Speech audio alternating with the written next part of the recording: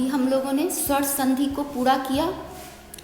उसके जो भी 5 भाग होते हैं, जो 5 प्रकार हैं, उनको भी मैंने पढ़ाया आप लोगों को।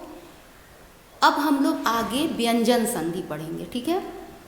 तो जो आपके 8th क्लास में जितना जानना ज़रूरी है मैं अभी उतना ही बताऊंगी, फिर आगे के क्लास के लिए, क्योंकि बहुत ज़्यादा कन्फ्यूजन हो जाएगा, इसलिए थोड़ा थोड़ा करके आप समझने की कोशिश करिए, ठीक है।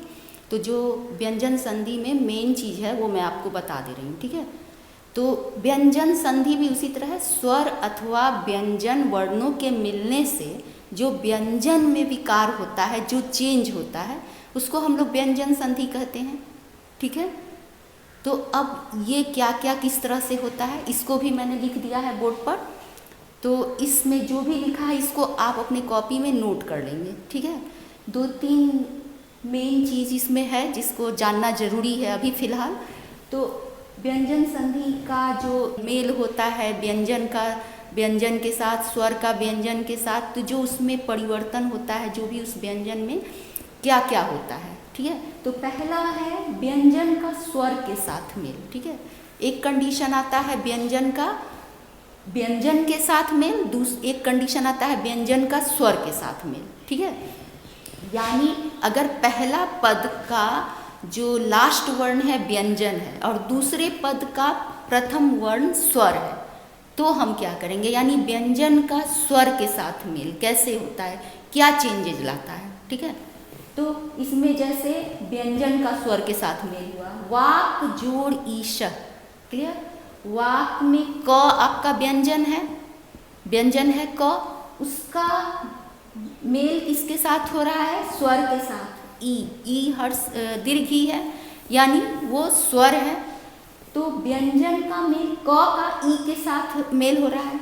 तो वैसे कंडीशन में क्या होता है, जो भी प्रथम पद का जो व्यंजन होता है, जो जिसका मेल स्वर के साथ हुआ, तो व्यंजन जो है अपने वर्ग के तीसरे वर्ण में परिवर्तित हो जाता है, ठीक है। जैसे क है तो क वर्ग हो गया, क वर्ग का तीसरा वर्ण कौन होगा, क ख ग होगा।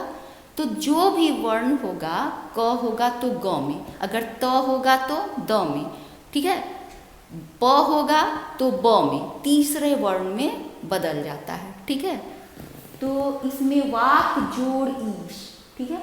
तो यहाँ व्यंजन का स्वर के साथ मेल हुआ है, तो व्यंजन अपने तीसरे वर्ण में बदल जाएगा। तो यहाँ वर्ग कौन है, क वर्ग आता है, तो क वर्ग में तीसरा वर्ण हो गया ग, क ख ग, तो क बदलकर ग हो जाएगा। अब यहाँ पर दीर्घी है, तो ग में नेचुरली है कि दीर्घी कार ही लगेगा, तो जुड़ के क्या हो जाएगा, वागीश। वाक में दीर्घी जुड़ा हुआ है ईश, तो बदल के क का ग हो जाएगा और दीर्घी लग जाएगा, तो वागीश, क्लियर। जितना भी इस तरह का जो मेल होगा, जो 2 पद का अगर व्यंजन के साथ जो भी स्वर जुड़ा है, तो उसमें हम उस वर्ग का तीसरा वर्ण जोड़ देते हैं, ठीक है। तो इसी तरह आप बहुत सारे इसमें एग्जाम्पल अपने बुक से देख लेंगे, ठीक है। जैसे कि एक वो हो गया, दूसरा भी मैं दे चुकी हूँ, दिक जोड़ अंबर, इसमें भी क है, दिक जोड़ अंबर, वहाँ दीर्घी था, यहाँ अ है, तो अ के अकॉर्डिंग प्रोनाउंस करेंगे, ठीक है। तो दिक क का ग हो जाएगा, तो ग ही रह जाएगा। दिगंबर, चूंकि अ है तो ग होगा, ठीक है, तो वो दिगंबर हो गया। इस तरह का बहुत सारा आपके बुक्स में है, आप उसको कलेक्ट कर लेंगे, ठीक है। सबको कलेक्ट करके अपने बुक से देखकर अपनी कॉपी में लिख के रखेंगे। जितने भी इस तरह के व्यंजन का स्वर के साथ मेल है, मैक्सिमम हमको उसमें चाहिए, ठीक है। अब दूसरा है व्यंजन का व्यंजन के साथ मेल। अभी तक तो स्वर में देखे, ठीक है। अब व्यंजन का व्यंजन के साथ क्या होता है, ठीक है। तो यहाँ वाक जोड़ मय, अब इसमें देखो वाक में क है व्यंजन, पहला पद का अंत भी क है और दूसरे पद का शुरू में भी म है, व्यंजन ही है, स्वर नहीं है। पहले वाले में स्वर था ई और अ, लेकिन दूसरे वाले में व्यंजन क का मेल फिर व्यंजन म के साथ है, व्यंजन का व्यंजन के साथ मेल। तो ऐसे में क्या होता है, जो क है प्रथम पद का जो व्यंजन है, जो लास्ट वर्ण है व्यंजन क, वो अपने वर्ग के 5वें वर्ण में चेंज हो जाता है। ठीक है, 5वें वर्ण, जैसे क का 5वां वर्ण कौन हो गया? क, ख, ग, घ, अंग। अंग उसका 5वां वर्ण हुआ, तो क के जगह पर हम क्या जोड़ के लिखेंगे? अंग। ठीक है, तो वाक जोड़ मय, तो वा अंग लिखे हुए हैं और उसके बाद मय है तो वांगमय। क्लियर? अगर व्यंजन का व्यंजन के साथ मेल होता है तो पहले पद का जो व्यंजन है वो बदल जाता है 5वें वर्ण में। ठीक है, जुड़कर। तो उसी तरह जगत जोड़ नाथ, जगत का त भी व्यंजन, नाथ का ना भी व्यंजन, तो दोनों मिलके त जो वर्ण है उसका 5वां क्या हो जाएगा? त, थ, द, ध, न हो जाएगा। तो त का न में परिवर्तन, तो जगत के जगह पर जगन्नाथ, 2 न हो गया है, जुड़ गया है, संयुक्त हो गया, जगन्नाथ। क्लियर? इसी तरह आप बहुत सारा कलेक्शन अपने बुक से, ग्रामर के बुक से अपनी कॉपी में कर लेंगे। दोनों तरह के व्यंजन का स्वर के साथ का मेल का जितना आपको मिल सके कलेक्ट कर लीजिएगा, और व्यंजन का व्यंजन के साथ मेल भी। ठीक है, अब मेन यही है। उसके बाद एक आता है अनुस्वार का। अनुस्वार का क्या मतलब चेंजेज होता है, जनरली ज़्यादा इम्पोर्टेंट है ये जानना। तो हमको सबसे पहले इसमें जो लिखा है इसको नोट कर लीजिएगा। यदि पद के अंत में म के बाद व्यंजन वर्ण हो, अगर मान लो कि 2 पद को जोड़ना है, तो जो पहला जो शब्द पद होता है उसका अंतिम वर्ण अगर म होता है, ठीक है, तो दूसरा वर्ण जो जोड़ते हैं अगर वो या तो दूसरा व्यंजन होगा या स्वर होगा। ठीक है, तो यदि अगर व्यंजन वर्ण हो, पद के अंत में हरिम, हरिम इसका एग्जाम्पल यहाँ है, हरिम, म है पद के अंत में व्यंजन, और इसका जोड़ भी व्यंजन वर्ण हो, म के बाद भी व्यंजन वर्ण हो, यानी म के बाद ये व जुड़ा है, वंदे, ये व्यंजन वर्ण है। ठीक है, तो क्या होगा? तो वहाँ पर म जो है अनुस्वार में बदल जाता है। ठीक है, म का अनुस्वार हो जाता है, जैसे अनुस्वार लिखे हैं हो जाता है अगर दोनों तरफ व्यंजन है, म होना जरूरी है। यदि प्रथम पद के अंत में व्यंजन के रूप में म है और दूसरा पद भी व्यंजन है तो म का अनुस्वार हो जाता है। जैसे हरिम वंदे, तो म का हरिम हो गया, बिंदु आ गया हरि के ऊपर, वंदे, उसको हम हरिम वंदे जोड़ेंगे तो उस तरह लिख देंगे। और अगर म के बाद स्वर आता है, ठीक है, अहम म, पहला पद का अंतिम वर्ण म होना चाहिए, म के बाद अगला पद का शुरुआत यदि स्वर से होता है तो म में कोई परिवर्तन नहीं होता है, जैसे के तैसे लिख सकते हैं। ठीक है, अब यदि स्वर हो तो जैसे अहम जोड़ अश्मी, तो अहम का म में बिंदु में नहीं चेंज हुआ है, अहम अश्मी, अ साइलेंट हो जाता है जुड़ के, अहम अश्मी हो गया, अहम इसमें हलंत था, अ जुड़ गया तो हलंत हट गया, अहम अश्मी हो गया। क्लियर? अगर म के बाद स्वर है तो म जैसे के तैसे, अगर म के बाद व्यंजन आता है तो वो अनुस्वार में बदल जाता है। ठीक है, तो मेनली आप लोग को यही है, व्यंजन संधि में ये पढ़ना है। अब हम लोग विसर्ग संधि के बारे में पढ़ेंगे। ठीक है, व्यंजन स्वर पढ़ लिए, व्यंजन पढ़ लिए, अब विसर्ग संधि। तो विसर्ग संधि भी जानते हैं, आप लोग को पता है ही, फिर भी मैं बताती हूँ। स्वर या व्यंजन वर्णों के संयोग से विसर्ग में जो विकार होता है, जो परिवर्तन होता है, उसको विसर्ग संधि कहते हैं। ठीक है, तो इसको कुछ एग्जाम्पल से ही समझाना होगा, जैसे कोई एग्जाम्पल है तब अच्छी तरह समझ में आएगा। तो उसका जो कुछ रूल है जिसको मैं बता भी रही हूँ और बोर्ड पे भी लिखी हूँ, और इस बोर्ड पे जो भी लिखा है इसको अपनी कॉपी में ज़रूर नोट कर लीजिए, नहीं तो फिर दिमाग से निकल जाएगा। कॉपी में रहेगा तो फिर देख के हम याद कर सकते हैं, उसको रिवाइज कर सकते हैं, और हम बता रहे हैं उस लेक्चर को भी आप बार बार रिपीट करके सुन सकते हैं।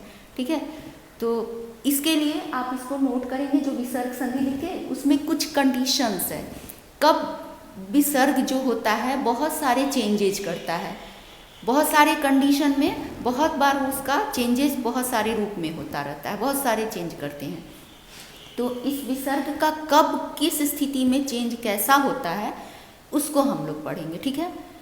तो पहला विसर्ग संधि में हम लिखे हैं कि एक कंडीशन ऐसा आता है जैसे विसर्ग का परिवर्तन र में हो जाता है।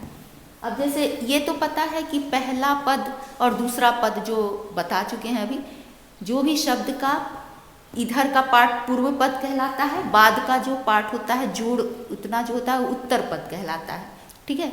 तो पहले पद यानी पूर्व पद उसको लिखे हैं कब विसर्ग र हो जाता है। तो पूर्व पद के अंत में जब पहला पद जो कोई लिखते हैं हम, तो उसके अंत में विसर्ग होता है, विसर्ग होता है। तो अंत में विसर्ग से पहले जो भी शब्द हम विसर्ग देते हैं उसमें विसर्ग से पहले अ छोड़कर कोई भी स्वर हो, अ नहीं होना चाहिए। जो पहला पद जिसमें विसर्ग लगा है उस विसर्ग के पहले अ छोड़कर कोई भी हो, कोई स्वर हो, ई हो, ऊ हो, ए हो, कोई भी स्वर हो। तो जो उत्तर पद का जो बाद वाले पद का आरंभ स्वर से हो, ठीक है। कोई स्वर हो पहला पद में विसर्ग के पहले अ छोड़कर कोई स्वर हो, और दूसरे पद का जो स्टार्टिंग या आरंभ हो वो स्वर से हो, कोई भी स्वर से हो। तो वैसे कंडीशन में क्या होता है, र में परिवर्तन हो जाता है। दोनों के मेल को हम र में बदल देते हैं। जैसे एक एग्जाम्पल है कवि जोड़ आगत। कवि, कवि में विसर्ग है तो विसर्ग के पहले अ नहीं है, क्या है, हर्षी है। हर्षी, कवि में हर्षी है ना, अ नहीं आया, यानी एक कंडीशन ये दिख रहा है कि अ नहीं है, कवि है यानी ई है। तो विसर्ग के पहले अ नहीं है, दूसरा स्वर जुड़ा है, आगत स्वर जुड़ा हुआ है। तो ऐसे कंडीशन में विसर्ग का बदलाव र में हो जाता है, ठीक है। तो आ है तो रा हो जाएगा, जैसा स्वर रहेगा वैसा प्रोनाउंसिएशन हो जाएगा। तो हम जोड़ के क्या लिख सकते हैं, कवि विसर्ग हट जाएगा और आ के अकॉर्डिंग रा हो जाएगा, ठीक है। कवि रागत, क्लियर है। दूसरा गौ जोर अयम, यहाँ भी क्या है, विसर्ग के पहले गौ, अ है, अ नहीं है, और उसके बाद अयम है यानी स्वर जुड़ा है। तो ऐसे कंडीशन में जो विसर्ग हटता है तो र जुड़ जाता है। तो यहाँ गौ र हो जाएगा, अ है इसलिए र का र ही रह जाएगा, गौड़ियम, ठीक है। कविरागत गौड़ियम, इस बात को ध्यान देना। अब दूसरा है, अभी तक तो बाद का पद में स्वर जुड़ा विसर्ग के बाद, ठीक है। तो अब हम क्या करेंगे, जैसे विसर्ग के पहले जो कंडीशन है जैसे पहले था तो उसके हिसाब से विसर्ग के पहले अ छोड़कर कोई भी हो, ठीक है, और बाद में वो स्वर जुड़ा हो, तो वैसे कंडीशन में हम र में बदल देते हैं। अब कुछ जगह होता है र को रेफ में भी बदलना होता है, ठीक है। तो वैसे कंडीशन में इसमें जो होता है पहला कोई कंडीशन भी हो मगर जो उत्तर पद है वो व्यंजन से स्टार्ट होता है, ठीक है। तो वैसे कंडीशन में हम र रेफ के रूप में लिखते हैं। अगर स्वर होता है, जो उत्तर पद अगर स्वर के साथ स्टार्ट होता है तो हम र लिखते हैं पूरा पूरा, और अगर व्यंजन से स्टार्ट होता है तो उसको हम र को रेफ बना देते हैं, ठीक है। तो जैसे निह जोड़ धना, इसमें विसर्ग के पहले नि, ठीक है, इसमें ये इम्पोर्टेंट नहीं है अ हो या कोई भी हो, ठीक है। नी विसर्ग के पहले विसर्ग के बाद इसमें ध आया, ठीक है, क्या आया, ध आया, तो व्यंजन है तो ध का विसर्ग का क्या हो जाएगा, निर्धना। विसर्ग हट के ध के ऊपर रेफ चला गया, निर्धना। फिर उसके बाद एक आया पुनः जोड़ना, विसर्ग के बाद फिर व्यंजन आया। तो इसमें ऐसा नहीं है कि अ हो, अ छोड़कर कोई है, कोई भी हो, ठीक है। विसर्ग पहला पद में कोई भी हो, विसर्ग के बाद व्यंजन आना चाहिए। विसर्ग के बाद न आ गया तो विसर्ग क्या हो गया, रेफ में चेंज हो गया, पुनर्न, पुनर्न, ठीक है, पुनर्न हो गया। तो इस तरह ये एक विसर्ग का र होना। तो ऐसा कंडीशन में अगर कुछ भी आता है, अगर हम संधि विच्छेद करना है, विसर्ग संधि कुछ दिया है तो मेमोरी में रहेगा तो हम उस तरह से संधि विच्छेद कर देंगे या संधि कर देंगे, आइडिया रहेगा तभी हम कर पाएंगे। तो इसको 2-3 बार खूब अच्छी तरह पढ़ना और जितने बुक्स में इसके एग्जाम्पल हैं उसको लिख लेना, एक जगह इकट्ठा करके बहुत सारा लिख लेना, जहाँ से जो मिले तो मेमोरी में अच्छी तरह फिट हो जाएगा। ठीक है। अब दूसरा कंडीशन है विसर्ग कब ओ हो जाता है। अभी तक तो र होना, र या रेफ होना, अब विसर्ग ओ कहाँ हो जाता है, किस कंडीशन में, तो उसको भी नोट कर लेना।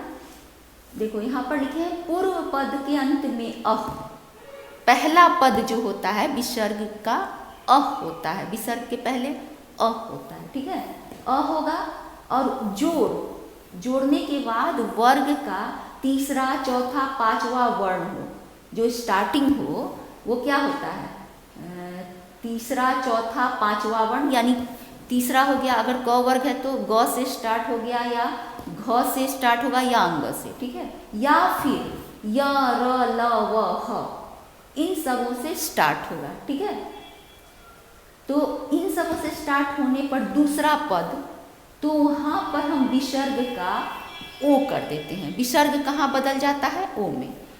पहला पद के अंत में अह होता है और दूसरा जो पद होता है उसका शुरुआत या तो वर्ग के तीसरे, चौथे, पांचवें वर्ण से होता है या फिर य, र, ल, व, ह से, तो वहाँ विसर्ग ओ में बदल जाता है। सिंपल। तो यहाँ पर जैसे एक एग्जाम्पल है शिव, शिव में विसर्ग है ना, अह है, वह यानी अह, जोर दूसरा पद क्या है, व, य, र, ल, व, ह है, उसमें से एक आ गया व, वंद्य, वंध। ठीक है, तो इसमें विसर्ग व जो है किसमें बदल जाएगा, वो में। ठीक है ना, शिवो वंध, जोड़ के क्या हो गया, शिवो वंध। ठीक है, अब मनः रथ, अब इसमें मनः विसर्ग के अ हो गया, मनः अ है और जोड़ के साथ यड़ लव का र है, र है ना, तो ये क्या हो जाएगा, नह का नो हो जाएगा, अ का मनोरथ। ठीक है, तो ये क्लियर हो गया। कोई भी पांचवा, तीसरा, चौथा, पांचवा वर्ण से स्टार्ट हो दूसरा पद या य, र, ल, व, तो अह का विसर्ग का ओ हो जाता है। ठीक है, एकदम अच्छी तरह समझ में आ गया।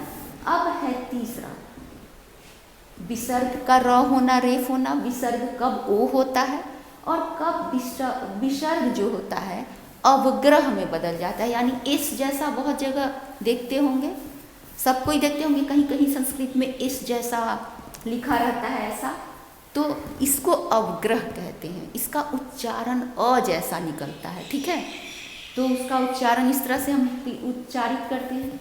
अब इसको हम समझेंगे कब ये होता है। जैसे एक एग्जाम्पल से, इसको आप अपने बुक्स में भी देख लेंगे। जैसे एक एग्जाम्पल से समझा रहे हैं, बालः जोड़ अयम। ठीक है, तो यहाँ पर विसर्ग हो गया अह और फिर अ आया है। ठीक है ना, तो अगर अह के बाद फिर से अ आता है तो वैसे कंडीशन में तो इस अ का ओ हो जाता है और इस अ को अवग्रह में बड़ी परिवर्तित कर देते हैं। ठीक है, फिर से अगर अ आया तो, अगर विसर्ग अह के बाद फिर अ आता है तो एक विसर्ग ओ हो जाता है और दूसरा अ जो है इस में बदल जाता है, अवग्रह में। ठीक है, जैसे बालः अयम, तो ये बालो और ये अवग्रह बदल गया, बालोयम। फिर रामः जोर अत्र, अ होना इधर जरूरी है, अ का ही परिवर्तन होता है अवग्रह में। तो विसर्ग का ओ और इसका अवग्रह, रामो अत्र। क्लियर, ये ध्यान रखना। तो उसके बाद है चौथा पॉइंट, विसर्ग का विसर्ग ही रहना। अब ऐसा कंडीशन कितनी बार आता है तो विसर्ग नहीं परिवर्तित होता है, तो कैसे कंडीशन में, इसको अपने मेमोरी में डालना होगा, प्रैक्टिस करना होगा, बार बार पढ़ना होगा, तब ये आ जाएगा। ठीक है, तो इसमें क्या कह रहा है, जैसे लिखा पूर्व पद विसर्ग, पहला पद जो होता है विसर्ग होता है और दूसरा पद उत्तर पद जो होता है उसका शुरुआत में क, ख, प, फ से अगर हो तो उसमें कोई परिवर्तन नहीं होता है। ठीक है, वो जैसे के तैसे, केवल प्लस का साइन हटा दो और जैसे के तैसे लिख दो। ठीक है, तो पहला पद विसर्ग कह विसर्ग हुआ, उसके बाद क ख प फ में से कोई आए, जैसे यहाँ क से दो एग्जाम्पल दिए हैं, क आया है, कृंतति, तो विसर्ग जैसे के तैसे रहेगा, ये प्लस साइन दोनों में से हट जाएगा। कह कृंतति का प्लस साइन हट गया, जैसे के तैसे कह कृंतति, इसका संधि हो गया, ये विच्छेद हो गया और ये संधि में से प्लस हट गया, बस जैसे के तैसे हम लिख दिए। अंतःकरणम, अंतःकरणम जैसे के तैसे लिख दिए, तो ऐसे कंडीशन में विसर्ग विसर्ग की तरह रह जाता है। ठीक है, अब विसर्ग में हम लोग पढ़ेंगे विसर्ग का लोप हो जाना यानी गायब हो जाना। विसर्ग कब पूरी तरह लोप हो जाता है, कैसे कंडीशन में, तो उसको हम लोग देखेंगे। जो बोर्ड पर लिखा है उसको नोट कर लेना। विसर्ग पूर्व अ हो, अगर पहला पद जो होता है, जो विसर्ग लगा रहता है पहला पद के अंत में, उसके पहले यदि अ हो, ठीक है, और दूसरा पद अ से भिन्न हो, अ छोड़कर कोई स्वर हो, ठीक है, आ ई उ कुछ भी हो, अ नहीं होना चाहिए।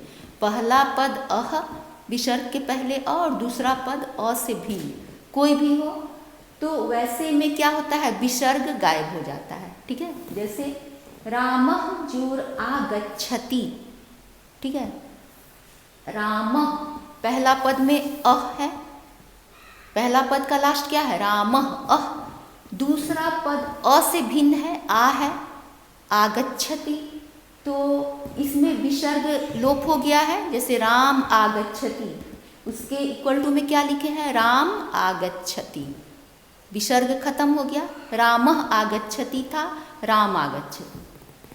और दूसरा विसर्ग पूर्व, दूसरा कंडीशन कब होता है, जब लोप होता है, विसर्ग से पहले आ हो, जैसे पहला कंडीशन में विसर्ग पूर्व अ हुआ, दूसरे कंडीशन में विसर्ग से पहले आ होता है, क्लियर।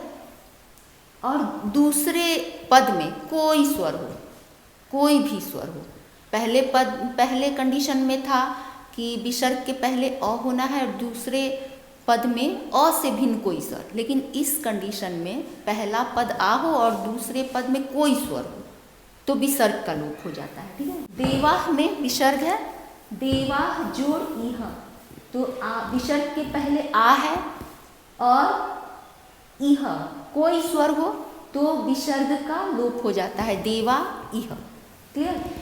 और तीसरा कंडीशन क्या आता है, जब विसर्ग के पूर्व आ रहे, दूसरे कंडीशन की तरह विसर्ग के पहले आ रहेगा, मगर जो बाद का जो पद है, शब्द है, उसमें वर्ग जो भी शब्द रहेगा, उस वर्ग का कोई भी वर्ग का तीसरा, चौथा, पांचवा या फिर य र ल व ह, इन सब में से कोई वर्ण रहेगा। ठीक है, दूसरे मतलब बाद के पद, उत्तर पद का जो भी वर्ण होगा, स्टार्टिंग उसका वर्ग के तीसरे, चौथे, पांचवें या फिर य र ल व ह से होगा, तो ऐसे कंडीशन में भी विसर्ग का लोप हो जाता है।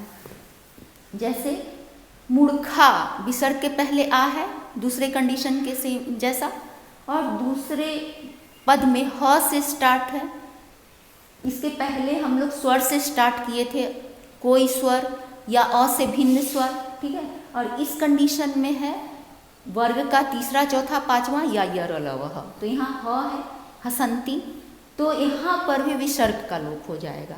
तो क्या होगा, मूर्खा हसंती, मूर्खा का विसर्ग गायब और मूर्खा हसंती हम सीधे लिखेंगे। तो इस तरह का जो रूल है हम अपने ब्रेन में डाल लेंगे, समझ लेंगे अच्छी तरह, एकदम दिमाग में बैठा लेंगे, फिर कभी कोई प्रॉब्लम नहीं होगा। संधि विच्छेद कैसा भी हो, उसको विच्छेद करना है या संधि करना है, हम कर सकते हैं आराम से। ठीक है, तो इसको खूब अच्छी तरह समझ लेना और कॉपी में लिख लेना। इसका जितना भी एग्जाम्पल है, जितनी तरह का बनाया हुआ ग्रामर के बुक में है, सब नोट कर लेना। ठीक है, एक जगह लिख लेना विसर्ग का लोप होना, उसमें इस तरह का जितना भी होगा, हम तो एक ही दिए हैं, इसमें एक एग्जाम्पल दे के समझाएं, बाकी आप लोग को बना लेना है। ठीक है, उसके बाद ये तो हो गया लोप होना, ये तो समझ में आ गया होगा। अब नेक्स्ट होता है, जैसे विसर्ग में बहुत ऐसा जोड़ होता है जहाँ दंत स, तलाब्य श और मूर्धन्य श में परिवर्तन होता है विसर्ग का, ठीक है। तो कौन कौन से कंडीशन आते हैं जहाँ पर दंत स में बदलता है, जहाँ पे तालव्य श में बदलता है, जहाँ पे मूर्धन्य स में बदलता है, तो इसको हम लोग समझेंगे, ठीक है।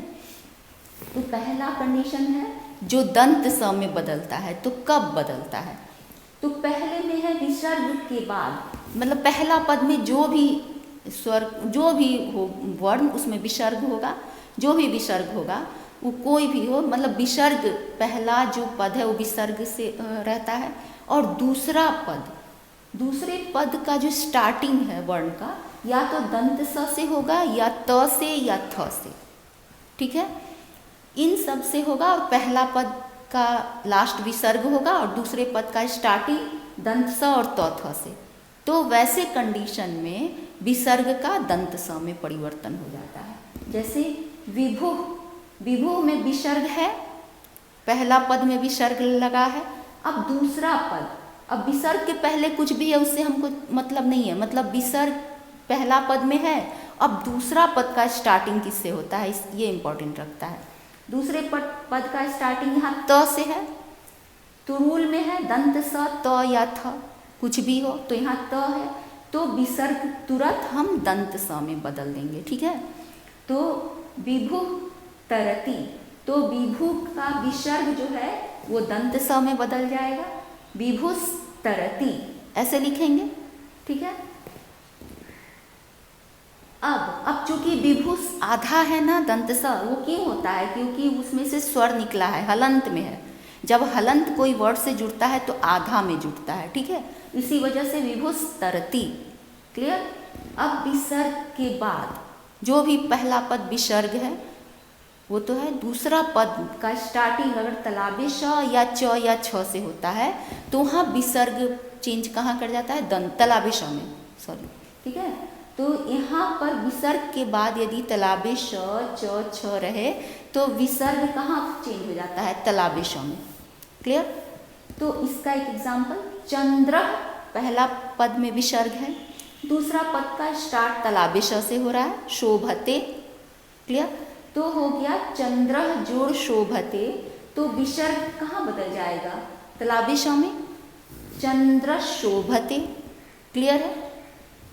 अब तीसरा कंडीशन जब वो मूर्धन्य स में बदलेगा, तो विसर्ग के बाद पहला जो भी पद होगा विसर्ग होगा, उसके बाद जो उत्तर पद होगा उसका स्टार्टिंग या तो मूर्धन्य स या ट या ठ से होगा, तो वैसे कंडीशन में विसर्ग कहाँ बदलेगा, मूर्धन्य स में।